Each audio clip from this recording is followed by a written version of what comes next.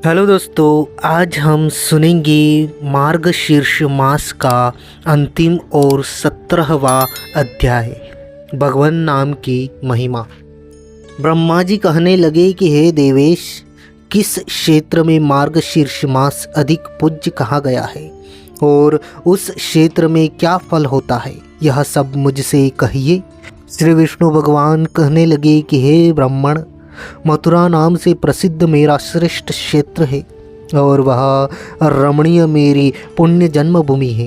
हे चतुरानंद, मथुरा में पद पद पर तीर्थ का फल होता है। मनुष्य जिस जिस स्थान में स्नान करता है उस स्थान से घोर पापों से मुक्ति हो जाती है। हे पुत्र, जो मनुष्य सब धर्मों से गिर गए हैं, दुष्ट प्रकृति के हैं, उनके पापों को नाश करने वाली और नरक पीड़ा को हटाने वाली मथुरापुरी है। कृतज्ञ सुरापान करने वाला, चोर व्रत को तोड़ देने वाला वह मनुष्य भी मथुरापुरी में जाकर घोर पापों से मुक्त हो जाता है। जैसे सूर्योदय के होने पर अंधकार वज्र के भय से पर्वत गरुड़ को देखकर सूर्य और वायु के वेग से मेघ नष्ट हो जाते हैं, तत्व ज्ञान से दुख सिंह को देखकर हाथी नष्ट हो जाते हैं, वैसे ही मथुरा के दर्शन मात्र से सब पाप नष्ट हो जाते हैं।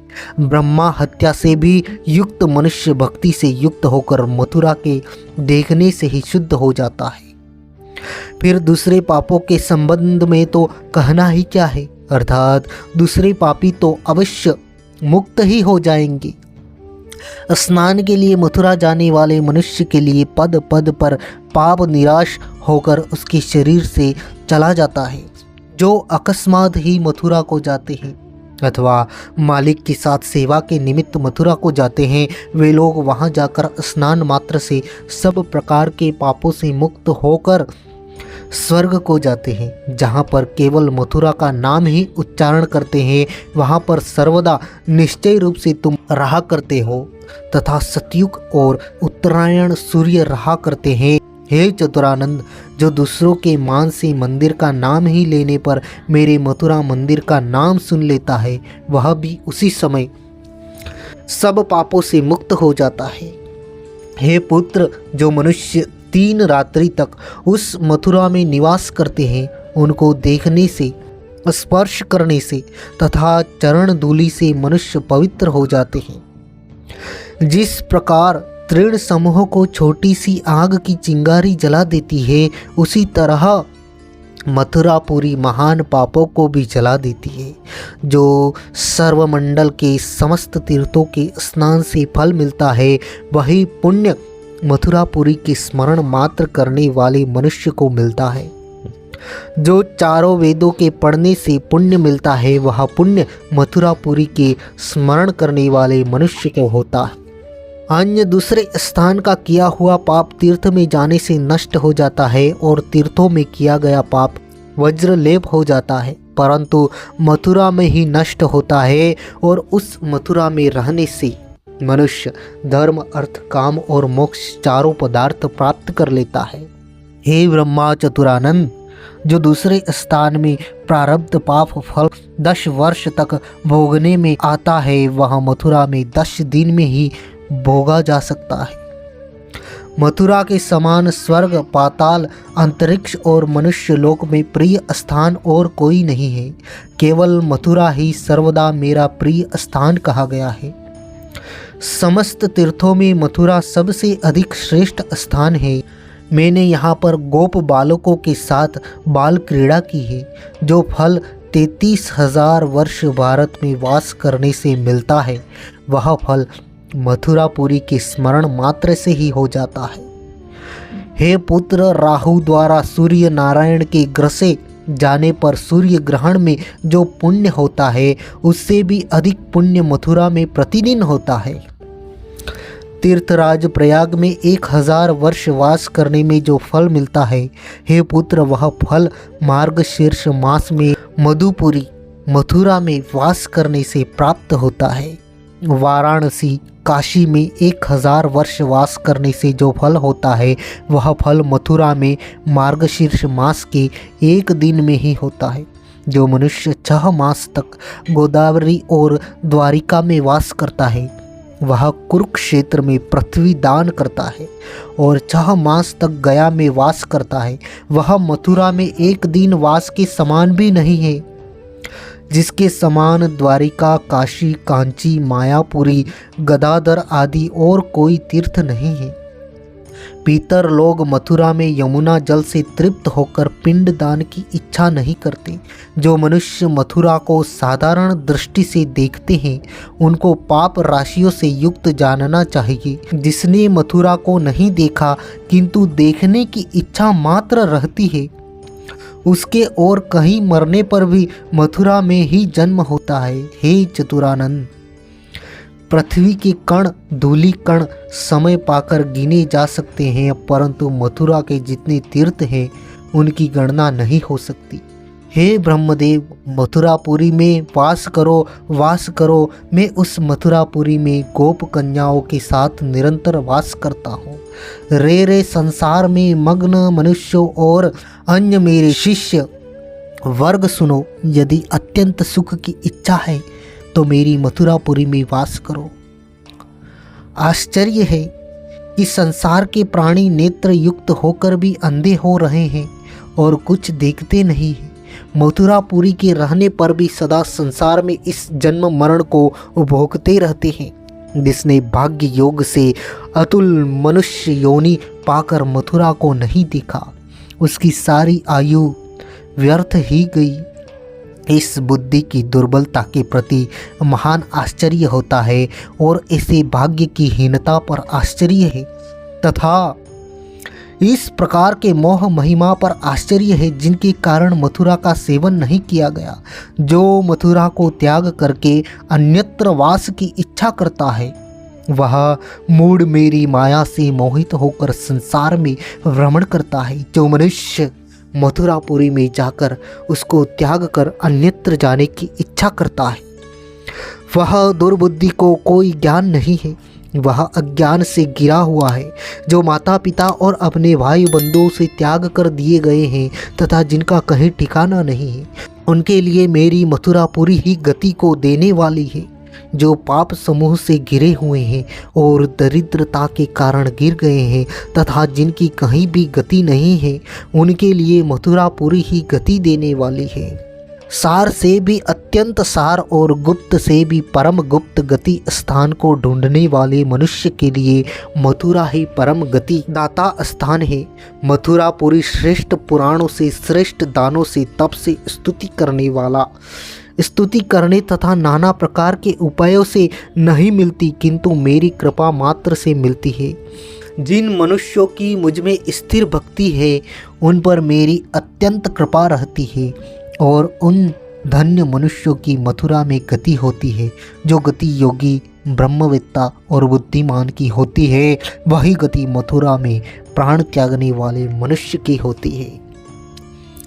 यद्यपि संसार में आज काशी, कांची आदि मुक्ति प्रदान करने वाली पुरियां हैं, परंतु उनमें एक मथुरा ही धन्य है, जो कि मथुरा में जन्म ग्रहण से, मौजी व्रत, यज्ञोपवीत संस्कार होने के पश्चात ब्रह्मचर्य पालन से, मुक्ति, संसार के सुख भोग से और दान से मनुष्यों को 4 प्रकार की मुक्ति होती है।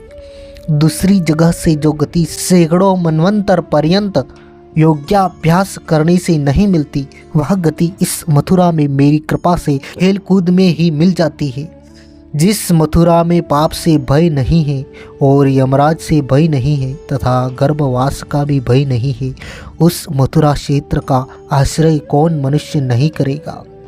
हे ब्राह्मण सुनो, मथुरा में जो पुण्य होता है उस पुण्य का फल सुनो। जो मथुरा में वास करके मथुरा ही में मर जाते हैं, वे कीड़े पतंगा आदि भी जन्मांतर में चतुर्भुज विष्णु रूप हो जाते हैं, और जो वृक्ष तट भाग से गिर जाते हैं, वह वृक्ष भी परम गति को प्राप्त हो जाते हैं।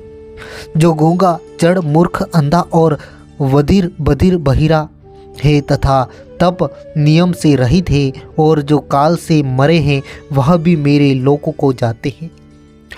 और सर्प के डसने से, पशु के प्रहार से, अग्नि के जलने से, जल में डूबने से तथा और किसी प्रकार से किसी को अकाल मृत्यु हो जाए तो वे लोग अवश्य मेरे लोक में जाते हैं। हे मुनिश्रेष्ठ, मैं शपथ पूर्वक कहता हूँ और यह बात सत्य है, मथुरा के समान दूसरा स्थान कभी कहीं नहीं है। ऐसा समस्त अभिप्सित फल को देने वाला नहीं है जो मथुरा कामनाओं की इच्छा करने वालों को धर्म अर्थ काम को देने वाली है और मुक्ति चाहने वालों के लिए मुक्ति देती है। जो भक्ति के चाहने वाले हैं उनको भक्ति देती है। ऐसी मथुरापुरी का कौन बुद्धिमान आसरा नहीं करेगा। मार्गशीर्ष मास में ऐसी मथुरा का सेवन करना चाहिए और उनके अभाव में विधि पूर्वक पुष्कर तीर्थ का सेवन करना चाहिए। पुष्कर तीर्थ में ब्रह्म कुंड नाम से प्रसिद्ध ब्रह्मा का श्रेष्ठ कुंड है और विष्णु कुंड नाम से प्रसिद्ध विष्णु का मध्यम कुंड है तथा रुद्र देवत्य नाम से प्रसिद्ध शिव का कनिष्ठ कुंड है। हे बुद्धिमान, इन कुंडों में विधि पूर्वक स्नान दान और श्राद्धादि करना चाहिए और मेरी प्रसन्नता निमित्त मेरा पूजन विधान पूर्वक करना चाहिए। हे पुत्र, मार्गशीर्ष मास की पूर्णमासी मुझको अति प्रिय है। उस पूर्णमासी को जो कुछ पुण्य किया जाता है वह मुझको अति प्रिय है। उस पूर्णमासी को जो कुछ पुण्य किया जाता है वह मुझको अति प्रीतिकर है। हे पुत्र, पूर्णमासी के दिन जो पुण्य किया जाता है, गोदान, अन्नदान, सुवर्ण दान, पृथ्वी का दान और ग्रह दान, जो कुछ भी किया जाता है उसका पुण्य फल प्राप्त होता है, अक्षत होता है। अपने सामर्थ्य के अनुसार ब्राह्मणों को भोजन कराना चाहिए और व्रत की पूर्ति के लिए पूर्णमासी में ही उत्सव मनाना चाहिए। हे पुत्र, मार्गशीर्ष मास में मुझको जैसी मथुरा प्रिय है वैसा तीर्थराज प्रयाग आदि भी प्रिय नहीं है तथा अभाव में पुष्कर भी वैसा प्रिय नहीं। अतः बुद्धिमानों को चाहिए कि मार्गशीर्ष मास की पूर्णिमा पुष्कर तीर्थ और मथुरा स्नान दानादि कर व्यतीत करे अथवा जिस किसी स्थान में भी विधि पूर्वक पूर्णिमा को स्नान दान और उत्सव आदि के द्वारा ही व्यतीत करे। जो मार्गशीर्ष की पूर्णमासी को स्नान दान पूजा उत्सव आदि नहीं करता वह 60,000 वर्षों तक रौरव आदि नरकों की यातना भोगता है। इसलिए विद्वान लोग सब प्रकार से पूर्णिमा का मान करें। यदि पूर्णमासी मार्गशीर्ष मास की हो तो अत्यंत और अनंत फल देने वाली होती है। हे वत्स, जिस प्रकार मैंने मार्गशीर्ष को अपना प्रिय व्रत माना है, उस मार्गशीर्ष मास में जो भक्ति से स्नान दान व्रत और उत्सव आदि करता है उसका जो पुण्य फल होता है वह भी सुनो।